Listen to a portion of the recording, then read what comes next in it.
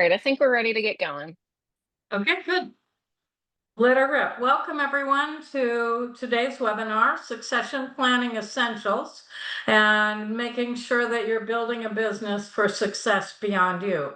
And I believe that it is not an accident that success is embedded in the word succession planning. And it is all about building a structure so that what you want to come next actually happens. With that, we're going to get started with a few comments about who we are while we give the people a chance to continue to gather, and then we'll get going with today's webinar. For those of you who have not met me, my name is Andi Gray. I'm president and founder of Strategy Leaders. We've been around for nearly 30 years at this point. The company was founded on research that was done at Columbia University. And we have in the company a skilled team of employees, specialists at working on growth and development with the owners of privately held businesses. We've got experience working in tons of industries and a nationwide footprint, Canada to Mexico, East Coast to West, and we offer a broad set of services. We'll give you a quick view of that in just a second. Before I move on, let me point out there is a chat window here. Please put into the chat window any questions that you have as you go along. And also, if you'd like to talk with us, we would love to have a conversation. One of the joys of my life is the number of conversations I have with business owners about their different kinds of businesses and what they're looking to accomplish. So please let us know who you are, and we'd love to have a chat. In terms of a bit of information on who we are, ways that we can help, on the left you see some of the services that we offer. We provide companies with valuations. They are both very affordably priced and very quick to implement.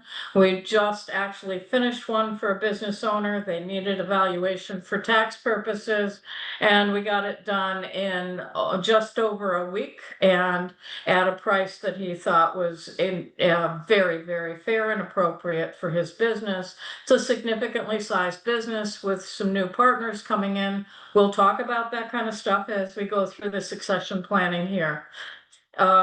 We also can do key performance indicators, help businesses with forecasting and what if modeling. So looking at the future and how does the future play out under different circumstances. We do a lot of work in terms of business growth planning and working on business plans for the business and transition planning and implementation when it comes time to actually execute a transition. In terms of who we work with management teams. We do executive coaching.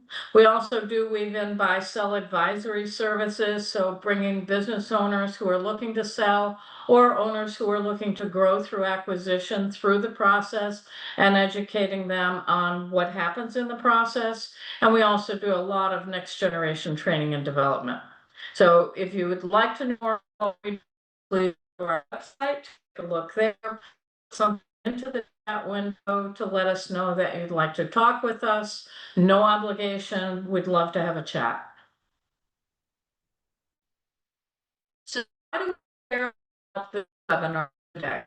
And the first thing is that owners need to maximize their return in order to protect their future. And I've got some stats here that I want you to pay attention to. Something about around 6.3% of businesses that are listed on buy or sell websites, so kind of the advertising board for businesses for sale, 6.3% of them actually get sold. 37% of businesses that plan to sell actually end up getting sold in less than 2 years. And business owners have on average around 50,000 in their 401k or retirement account. That is not enough to get a business into a situation where the business owner is going to be able to retire. At the same time, in terms of the employees' families need work. They've worked hard to help you get there. And one of the things that you have to think about is that when businesses are sold, something like 47% of the workforce is gone within a year, 75% within 3 years. So there's a huge migration out of the company in many of these sales situations that doesn't necessarily need to happen. At the same time, there's the 26-week factor. So employees who are let go or who leave the company and don't have future work lined up will go on to unemployment. But once they reach that 26-week limit on unemployment, they actually have a great deal of difficulty finding employment. They're now competing against a larger and larger pool of workers. And in the process, they end up oftentimes having to give up a career that they've developed, something they've loved doing, and having to start over.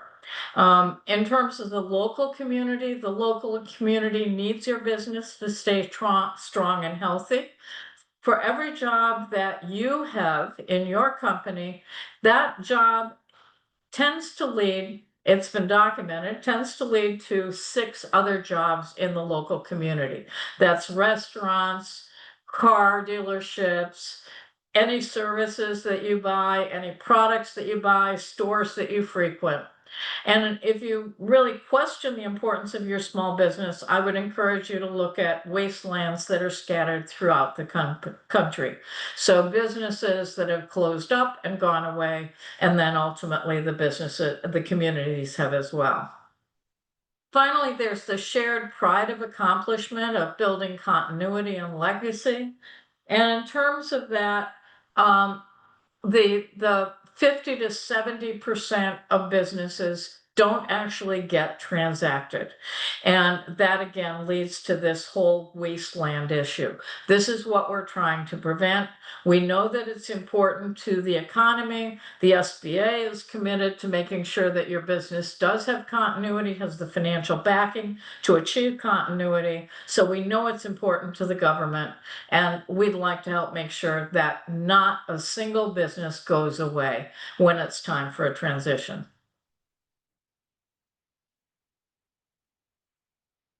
So so why look at succession planning now? There is a triangle model to succession stability. And if you look at your mathematics, the triangle is considered to be one of the most stable structures, but it's only stable if all 3 sides of the triangle are strong. The business owner has to be ready and able to step back from the business. The successor has to be identified and trained and aligned, and the business has to be operationally independent.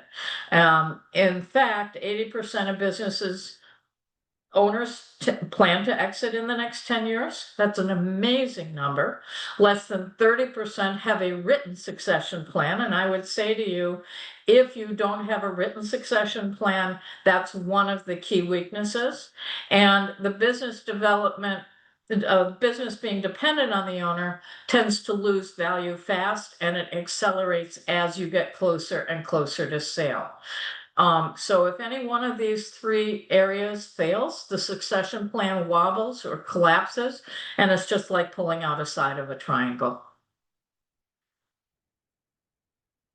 So common pitfalls, what goes wrong in succession planning? So even if you start thinking about it, talking about it, or even engaging in it, at the very top, you wait too long to start the planning. You confuse succession with retirement. So the difference between planning for the business and what's going to happen there and what's going to happen to you. You pick successors based on loyalty, not capability. You ignore the internal candidates. And this is actually in 2 different categories. One is that you consider them not able, and the other is a lot of business owners figure that their internal candidates can't afford it. Neither one has to be true. The business can actually finance the deal, and in terms of the internal candidates being able to step up and run the company, that's a matter of training and development. We just had a business just recently that the business has financed the entire amount of the transaction and in buying out a partner. We have another one that is preparing for the process of succession, and they're going to actually buy the owner out with both outside financing and internal financing. They're raising millions of dollars to be able to do this. It is possible to finance the business. There's another issue, which is overvaluing your external options. And this happens a lot. If you're like most business owners, you probably get a million calls a month from what I call boiler rooms. So private equity firms that are just doing call after call after call, looking for people who will listen to their story. And what you want to think about here is the quality of the candidates and how quickly they can step up if you're going to bring in external candidates, and the quality of the buyers if you're going to bring firms in. In general, private equity has a really big challenge in front of it because there is a demand for that investment to pay off very quickly at a very high value. In terms of candidates, the candidates have to come in, match the values of the firm, learn the workings of the business, and be able to then engage, make the changes that need to be changed without disrupting the overall business. Then there's a lack of tools, and this includes processes, systems, and accountabilities. Another problem is that the owner keeps making all the key decisions. So I'll get people to step up, but they're doing the day-to-day. I'm still driving the change and direction of the business. The owner doesn't align their personal goals with their business transition. So what I need to do for me for the rest of my life is very, very different from what does the business need to do for the rest of its life. And then I see a lot of business owners that focus on the offer and the value of the offer, and they are not factoring in what taxes is going to do to the bottom line when they actually cash out the deal. And that could be a substantial deduction. Okay, let's go. So key goals, what a good succession plan achieves. First of all, it achieves business continuity. The business will keep growing. It'll operate smoothly. The employees are rewarded with future employment. It continues to contribute to the community. The leadership readiness, the successor is more than a title holder. They're fully engaged and they have the skills to be able to do their job. And the team then starts and fully engages in taking the weight off of the business owner's back. When it comes to personal financial independence for the owner, you're financially able to step away without any regard or concerns. And your family, you know they are going to be okay, both short-term and long-term. And then in terms of transferable business value, which is what makes the succession work, the employees generate the greatest return on a sale. That has been proven time after time, which is why it is so surprising to me that only something like 15% of businesses actually engage in internal transactions. This is where you get the most value. The employees have a vested interest in wanting to make a deal work. The buyer also has to value turnkey operation, so they don't want to walk in and have to fix a lot of problems. And that means that if you're presenting a turnkey operation, it's operating independent of you. And then the last piece that makes transferable business value is that the business can keep growing profitably. So you got to think about this. There's going to be future owners, and those future owners are going to want to be rewarded. They're going to have to pay off the deal. In order to do that, they have to raise money. And the best way for them to raise money is to increase the size and profitability of the business. So growth and profitability become very, very important in your succession plan. All right, so let's take a little bit of a look at a self-assessment and answer a few questions. Do you have a written exit plan, and does it include growth in the business? That's number one. Number two, Can you take a 30-day to 60-day vacation? When I talk with business owners and I ask them this question, a lot of times they just laugh. They're like, look, I'm lucky if I get a week off. And there are some that have gotten good at 2 or even 3 weeks. I'm telling you, this is a great way to test the business. It doesn't happen overnight, but you can build up to it. Then the next question, number 3, are successors identified and are they in development? So who is going to run this company? And I would encourage you not to make the mistake of a single owner to a single owner. You can strengthen the business by going from 1 or 2 owners at your level to 3, 4, 5 owners at the next level. Now you have more decision makers, you have more people who are balancing each other and adding to the growth and development of the business. The next question, number 4, can others make key strategic decisions without you? So will you let them do their job? Will you let them set the direction of the business? And do they have the independence to be able to implement those key strategic decisions? And then finally, do you have proof of what your business is worth today? And after tax, does that match your retirement plan needs? I have a lot of business owners who just say, you know what, I just don't need a valuation. I'm not going to sell for. But when they say they do a valuation, and they find out that what they thought the business is worth actually doesn't match reality. And so you want to test this out periodically as you go through the growth and development of the business. Now, one of the biggest barriers to doing that historically has been that valuations are very expensive. Low, mid, high 5 figures, that's nuts. There's no reason you have to pay that kind of money. It should be low 4 figures maximum, and what you're paying to get a bead on where the business is, and something that's really easy to update year after year. So what are your 5 answers? 1, 2, 3, 4, 5. If you answered no to 2 or more of these, succession is a real risk area for you, regardless of the stage of development of your business. And this succession planning seminar is exactly where you need to be today. So succession relies on 3 pillars. Miss one and it collapses. So on the owner readiness, are you both financially and emotionally ready to let go? I hear a lot of business owners, I'm dealing with one right now, somebody I'm very close to, who does not know what he is going to do when he retires. He's running out of time. His business is running out of steam. And he is looking at letting the business go as giving up, and he does not have a sense of a future that he's going to go to. Then do you know what, so that comes down to, do you know what you want to do next? It is so important to begin to engage in that before you retire from the business. In terms of successor readiness, how much experience or training is needed? And are the successors bought in? That's in terms of financial ability, emotional ability, and skill level. So we have a business owner or future business owner that we're working right now with. The owner of the business hired us to work with one of his senior people and prepare him for future ownership, put him through a training and development program. And what happened is that the individual first did not understand the finances of the business and how they worked. He was not fully engaged or committed to buying into the business. He had a lot of questions about how it would work. He was really ready and eager to want to own a business. He just didn't know if he wanted to own this one or what it would take to run any business.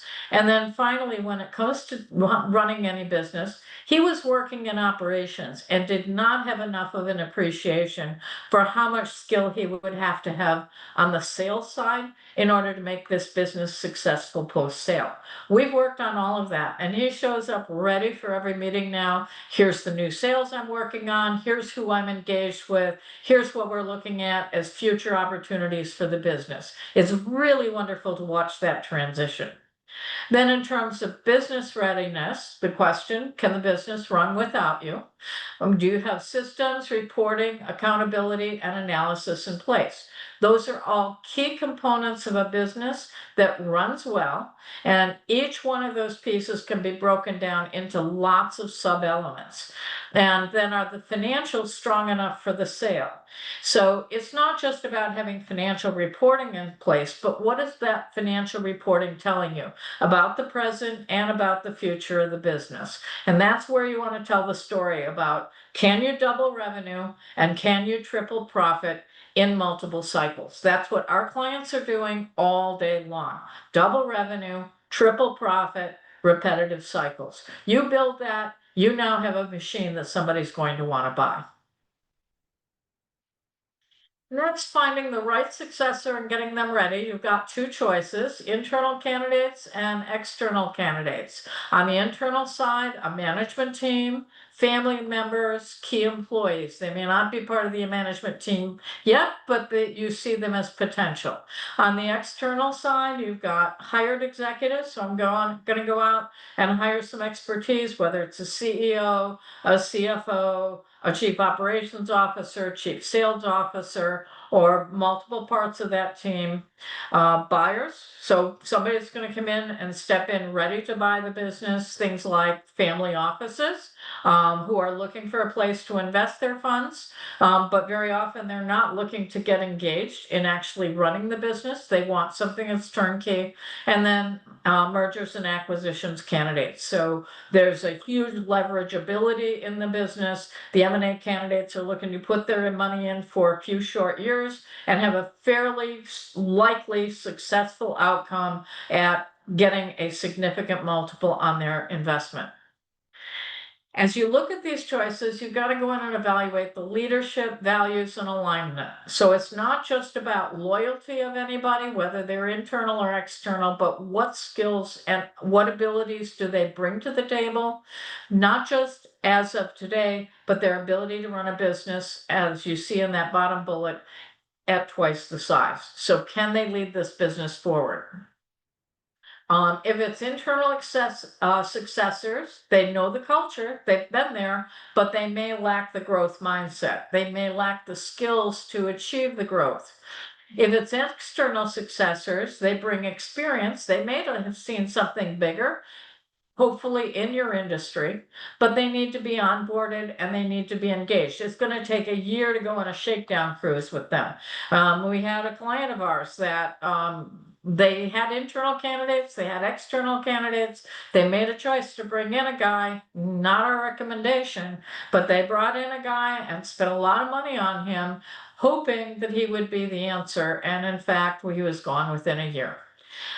So living in hope that someone outside the company can achieve someone that inside the company can't achieve costs you money and costs you time. You got to be really careful there. They also need time to build a development runway. We typically will say, look, it takes 3 to 5 years. We have one that we're working on right now. It's a 2-year runway, and we're a year and a half into it. We're going to hit the marks of 2 years. We had very bright and committed individuals who wanted to come up to speed, and we had an owner who was willing to get out of the way and allow that to happen.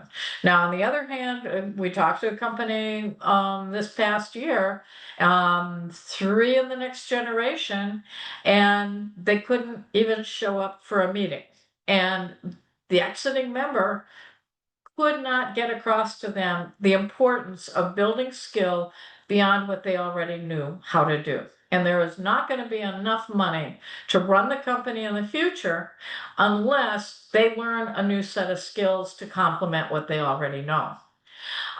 You've got to engage in cross-training, assigning authority, coaching, so don't just hand off the keys. And we've got an owner who's actually made and making that transition now. So he used to just put people in place, hand the keys, and then show up a year later and go, I'm not happy. You can't do that. It's a transition process. And I really respect him for staying in the game and saying, okay, teach me how to do this. And then, as I said earlier, in terms of a future plan, you've got to build a future plan of what the business looks like at twice the size, what skills will it need in the future, how much of that exists today, how much of it has to be bolted on, and where's it going to come from. So here's an example of a successor skills matrix. So looking at the skills down the left-hand column, you can assess the individuals on your team, figure out where it's a check mark, yep, they're on board, where they need exposure or they need development. And you can assess both internals and externals this way. This is a great exercise to go through and build out, put it into Excel and build it out over time so that you get a picture of what your options are and you're a little more analytical and a little less emotional about this decision process. And as Robin put a note here, if you'd like a copy, please let us know. Okay. So this is all about making the business less about you and more about value. So going from an owner-centric business to a legacy business. And as I've said before, this is now about shifting decision-making away from the owner to the leadership team. You start with tactical, and then you move on to strategic. And it's more than give me your opinion. It's go ahead and try it. If it doesn't work, you're accountable for fixing it. And teaching people how to fix their mistakes is actually just as important or more important as giving them the opportunity to lead in the first place. People learn best from making mistakes and then straightening it out. You've got to document your core processes in sales, in delivery, finance, human resources. Marketing as well should be on that list. So make sure that how you do what you do is in writing so you can turn the key over to someone else. Build up the reporting, key performance indicators, and accountability systems that allow the business to run without you. You want to toughen up your second tier so the managers who can lead, they're not just followers, they're expected to work with you and each with their own successor. So you bring them into a management team. We have one client we're working right now. He had actually gone through our development program a number of years ago, came back and said, it's time to start working on succession planning. He's at least 10 years out, but he wants to be prepared, as he always has been. And so we now have 6 people in the program, and they range from very skilled execs who are close to retirement themselves to middle of their career individuals who are also skilled but have a limited sight line. They know what they know, but they don't know what they don't know. And then a couple of young up and comers who really want the opportunity, have proven their initiative, and they now have earned the right to be in the room because as they work on solving problems, they're looking at the greater good of the business and they are committed to putting the time and energy into learning what they need to learn. You also want to ensure that customers and vendors have relationships that go beyond you. So when you separate from the company, if the vendors don't know who they're working with, they may be gone. And then the support structure, the supply chain may very well end up being broken. At the same time, the customers have the same issue. I want to know who I'm dealing with. And if you're not here and I don't get hold of you, I may be open to taking a proposal from one of your competitors. And then finally, make sure that you are strengthening the company's financial picture, not because you're trying to do a tax return, but because you're trying to demonstrate the long-term value of the business.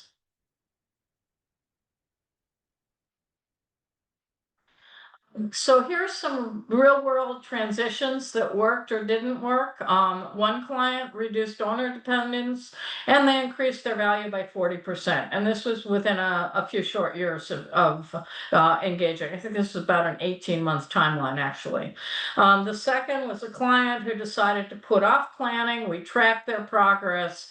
And when they finally did exit, they lost about 30% of the initial value because they had to rush to the exit. So they didn't have the time to wait. Another client coached a successor over a couple of years' time, and they're able to transition at a higher value, and all of the employees in the company still have jobs and are still working as the loyal team members that they had always been. The next client planned to retire later. Again, we tracked their progress and kept an eye on them. And unfortunately, this owner died somewhat unexpectedly. They left the family with debts and responsibilities that the family didn't want to deal with and didn't need to be dealing with while they were dealing with the owner's demise. But it is what it is. The next client brought the kids into the business, but they never learned to trust. So learning to trust is actually a complex process. It's about knowing that there are more ways to get from here to there than just my way or the highway, and then being able to see where progress is being made and where progress or change needs to happen. Those are the kinds of systems that we can put in place for our clients so you can build trust over time. But in this case, it didn't happen. The owner did not choose to engage in this development of the kids, in development of himself as well, in his ability to trust. Ultimately, the business did get sold. As we tracked the progress, the kids ended up being thrown out of the business, and nobody in the family speaks to anybody anymore. There are no Christmases. And then finally, another client hired training for the kids and backed out. So get these kids ready. They're here. I want them here. And in this case, the owner secured his retirement. It's a very comfortable retirement. The business was able to afford and support that process. And personally, as well as professionally, everyone gets along well. The kids are running the business and have been for several years, and they're doing great. So what do you have to do to get your house in order before you step back? Get a current, credible business valuation. Don't guess at this. It's too important of an answer. When you think about the money you spend on office supplies or electricity or just keeping the business premises clean, a valuation is a minor expense relative to all of that, but it's probably one of the most important things that you can do. Assess the business's readiness for transition. So where are we? Have a checklist, get through that checklist, know where you stand and what you still have to work on. Make sure that you can build a team of advisors to guide the process correctly. So that's a big, broad team. Financial advisors, attorneys, accountants, both attorneys and accountants need to be experienced at handling transitions and working on them. Business consultants or business coaches to help manage you through the process and to help deal with the engagement in the buy-sell advisory process. Make sure that you also are learning about methods for cashing out. I can't tell you how many business owners say to me, there's no way my employees can afford this. And that's just not true. If the business is financially strong, the business can be the tool to finance the payout to the owners. Make sure that you also do align your estate planning and tax strategy with your exit goals. Understand your tax bill before you have to write the check. Make sure that the leftovers are going to be enough. Then go through and review or create buy-sell agreements. So get examples of what a buy-sell agreement would look like. Make sure that you're comfortable with the process and how it works. Understand the difference between a letter of intent and a due diligence and then an actual contract of sale. I've seen a lot of examples where the letter of intent looked great, the contract of sale sucked, and the business owner got screwed.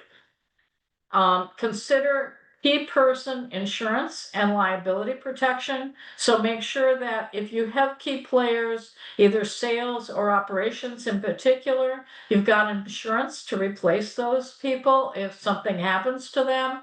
And you also have liability protection in case something goes wrong. And then structure successor compensation to give them a reason to stick around and give them motivation for working as hard as you do every day. So strategic moves you can make today. I've got a column for 5 years out, 3 years out, and 1 year out. You guys can go down and read through the column based on where you think you are. But these are some of the priorities that you need to think about as you work your way down through the process. And again, if you're 1 year out, you're going to have to move fast and you've got limited options. You've got to make sure that you're changing your role to advisor or board chair very quickly so that you're backing away from day-to-day operations. You've got to start talking to people about what's going on. Most business owners say to me that when they're in that last year of transition, they don't want to tell anybody what's going on because they're afraid everybody's going to head for the exit. Well, that's because they're not really confident about how that exit is going to benefit their employees. And that's something you really need to think about. So if you have a story to tell that says, look, we're building a greater future here for all of you beyond just what you have done to create a future for me, they're going to stick around in most cases, because why would they go? They like their jobs, they like what they're doing, they're getting paid well, might as well stay and play. If you're 3 years out, focus on strengthening your leadership team, the ability of the company to grow, the financial ability of the business. Make sure you've got systems, you're delegating, and make sure that you're actively coaching and training your successors. And then 5 years out, you've got to reduce your role bit by bit in key decision-making situations. Get a valuation.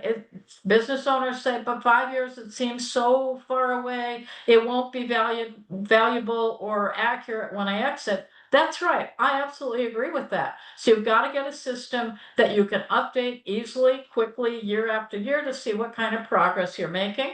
And then make sure that you are on track to the number you want, not get smacked in the head and surprised the last year when it doesn't come up to spec for what you need. We can do that in evaluation. Make sure that you also are identifying possible successors, assessing their readiness, and looking at how you have to fill in holes. And obviously you have to do the personal work. What do you want personally and financially? What am I going to do when I go on into retirement?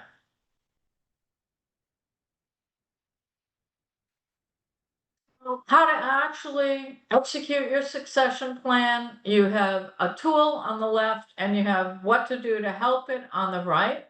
If you would like more help with this, we'd be happy to walk you through it and help you figure out where and what you need to do that will create a better plan for yourself. Get it down on paper so you can track progress. You know what you still have to work on. You don't get lost. You don't get out in the weeds, or you don't get diverted by the day-to-day operations of the business, which is what happens to so many business owners. What to do next? Start planning now. Here's some suggestions. You can read through this list. We've kind of been talking about this. And my advice is start talking to people who are going to guide you through this process. It is a very different game to prepare to exit the business from the game that you have been playing for all the years you've been building the business. Building the business is different from exiting the business, and you have to learn a new set of skills. Most business owners learn in the School of Hard Knocks on how to build the business. They get where they are, they've done well, but now they may not have the time or want to waste the time learning in the School of Hard Knocks on how to make that transition to exiting successfully. So whether you're 1 year out or 5 years out or even more than that, working on it now is going to contribute to your bottom line. It's going to contribute to the number of options that you have about how you get out, and it is going to contribute to your emotional sense of well-being. So recap and takeaways. I think I just talked about this, but succession is a multi-year process. It is not an event. There are 3 pillars: the owner, the successor, and the business. The business must run without you. Growth and profitability create value. And the sooner that you work on that, the sooner that you can actually start pocketing some of that money prior to exit, which is always a good thing. Successor development does require structure training, authority, and accountability. And external prep are just as critical as leadership planning.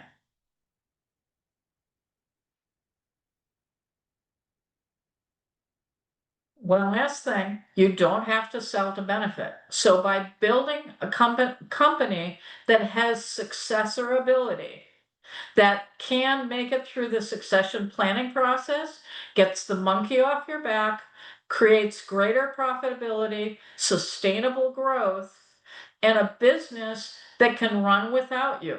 And when you do that, what I find a lot of business owners say, they start with us saying, I want to get the business ready for exit. They come back and say, I don't need to exit. This is great. I've got the best of both worlds. And you can continue that as long as you want. And whenever it is time to exit, you can pull the trigger. So think about it. It's about building a business that gives you options so that the business does not dictate your options. And with that, let's figure out where you are, where you want to go. Book a free strategy session with us. There's no pressure, just clarity. As I said before, I love talking to business owners. There are lots of ways that we engage with our clients, brainstorming, figuring out problems and answers, assessing needs, bringing in people, tools, and systems, training, coaching, educating, figuring out how to resolve conflicts and building accountability, preparing for the next generation so that the company does survive, assisting with the ownership opportunities and transitions in lots of different ways. Building thriving companies, that's what we stand for. It's what came out of that research at Columbia, going back to our roots. It's why we built this company, and we are thrilled to say that we have a host of companies, even from 30 years ago, that are still in business because of the work that we have done, and the owners who have gone on to do something else have done it on their terms. That nothing could make me more proud than to say that. And finally, it's all about creating wealth. So Q&A time, guys. We've got a few minutes. Great. Robin, you got some questions and answers? I got some, well, I hope you have the answers. I got some questions. Okay, great. All right, so the first one we got is, if I'm getting ready to exit, do I really have to focus on growing, because that's going to take, money and investment to get that done? Clearly, you have to make sure that you are doing analysis of investing in this. What are the risks? What are the opportunities? What's the likelihood that it will pay out? How far do I go through the test before I either adjust and take a different tactic or shift? So kind of shift a little bit at a time rather than going left to right. So that client that I was talking about that decided, hey, we're just going to hire a CEO because we're not confident that we're going to build this. And it didn't work. It was like a dramatic step forward rather than a testing step forward. And that's not what I recommend. I recommend working on a testing basis first. Now, having said that, do I need to pursue growth? Yes, yes, yes, yes, yes. And it's one of the things that does set us apart as a company is we're really good at growth, at sales and marketing development. It's where we come from, it's our background, and we bring it to the table with every client. So we need to put you on track so the business can double in size. It's prepared to do that, and it does so correctly on all platforms: sales, finance, marketing, operations, HR, so that as you grow the business, you don't blow it up. You, in fact, profit off of that growth. Why do you have to do that? Because if you are going to sell the business, somebody who's going to buy it wants to be able to grow it. And if you're delivering to them the keys to the kingdom and the proof that you can do it, they are going to place greater value on your business. Perfect. The next, we got two of kind of the same question, but different viewpoints. So I'm going to try to combine it.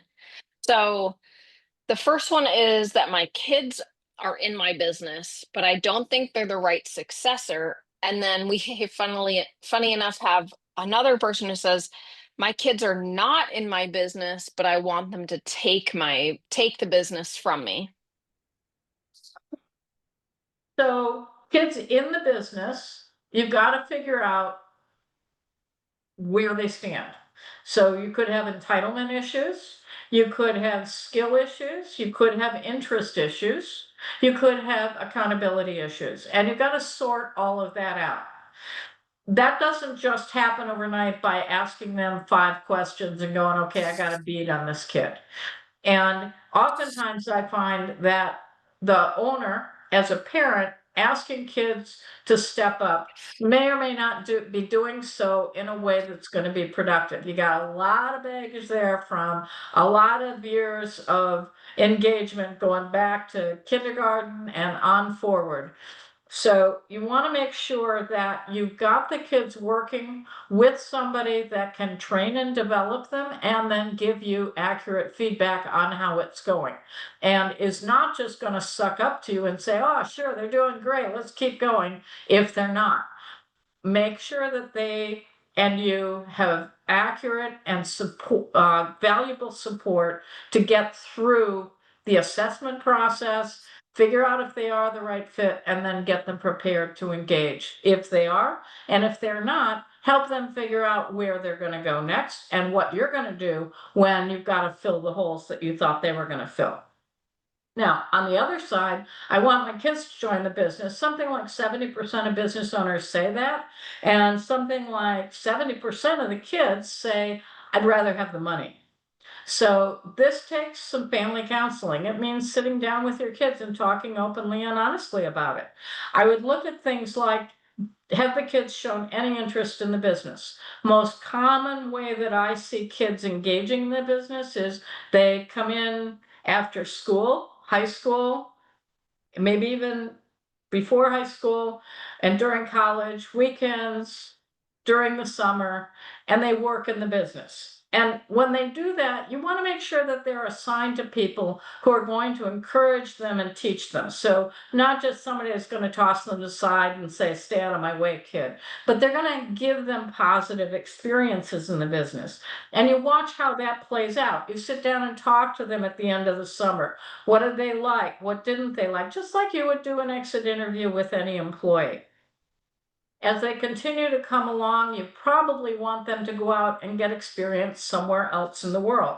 And this kind of goes under one of those things that my dad gave me when he was trying to get me to go and get experience in the world, is if you set something free and it's meant to be, it will come back. And if it doesn't, it will go on and have another wonderful life. And I think you've got to be okay with that. So I would encourage you to have the kids go get experiences in other businesses. Any business is okay if you can get them to go work for somebody else in the industry, a friendly competitor in another area of the country, so they're not going to view it as a problem.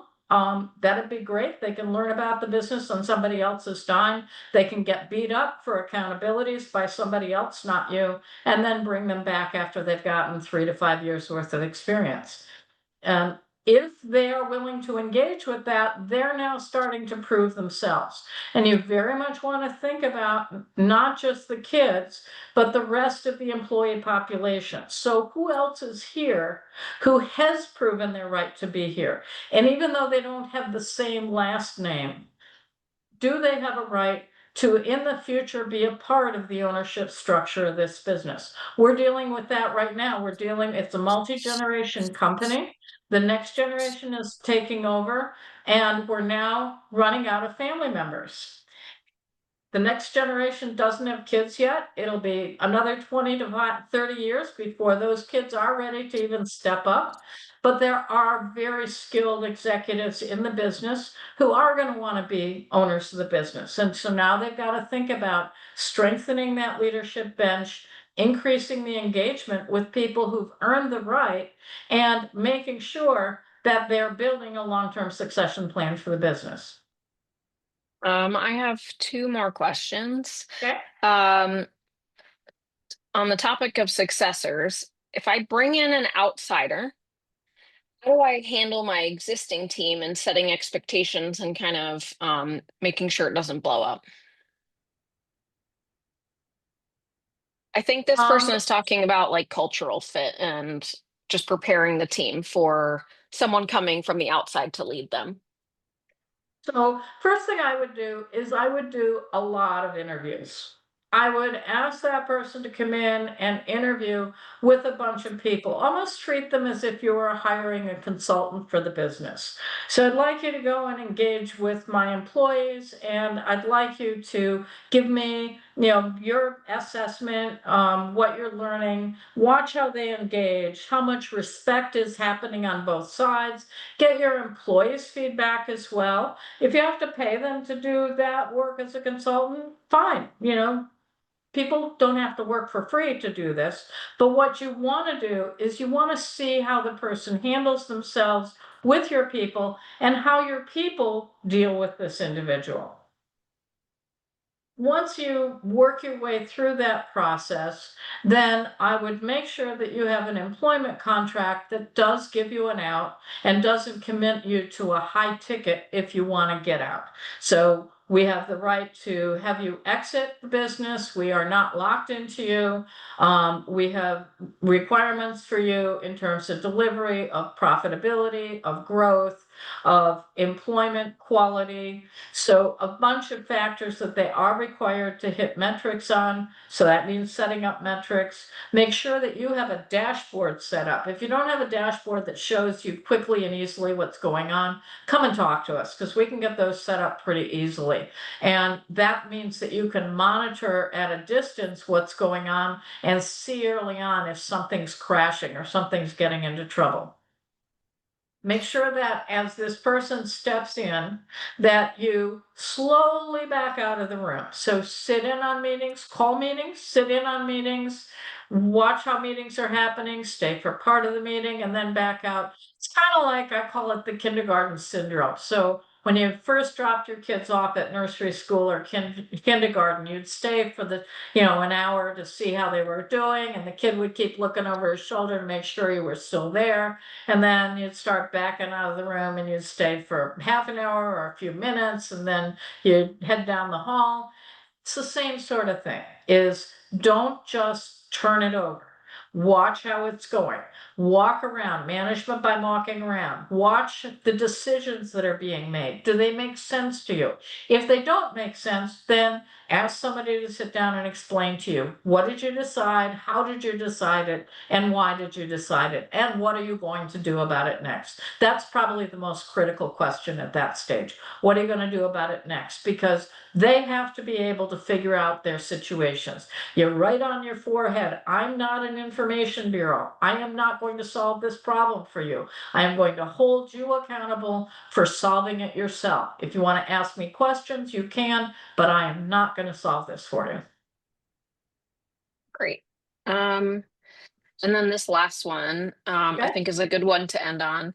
I've been in this business for years. I've been this business. It's my identity. How do I overcome that fear that I have of leaving? It's exactly the individual that we said at the beginning who is very close to us. We know this person really well and is really struggling with that.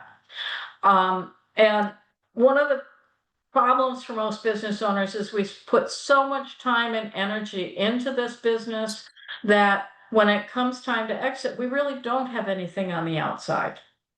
So I would sit down and talk with your spouse, your family members. What do they like doing? If they could have more of your time, now again, a spouse might say, last thing I want is more of you around. But if they would have more of your time, what would they like to do? Would they like to travel? Would they like to get engaged in clubs or activities?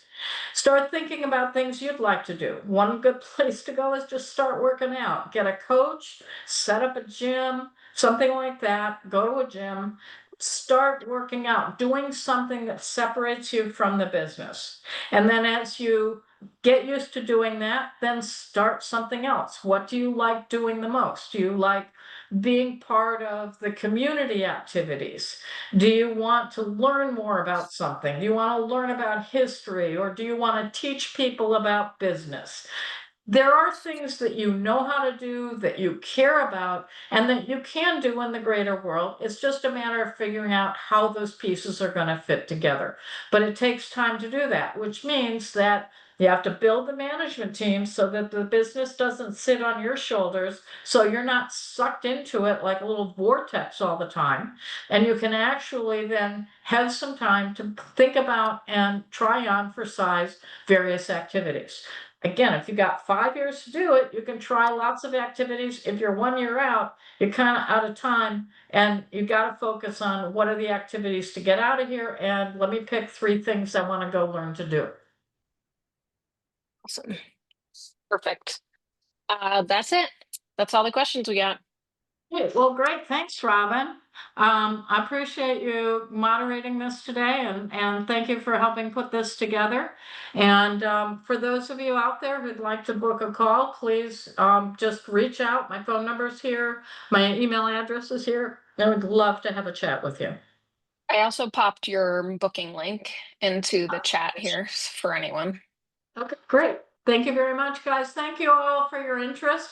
I also would very much like your feedback on this webinar. We will be reaching out to everyone to get their feedback and see what they thought about the webinar. It helps us continue to develop our information for people in the future. All right. Thank you, guys. Bye. Bye-bye.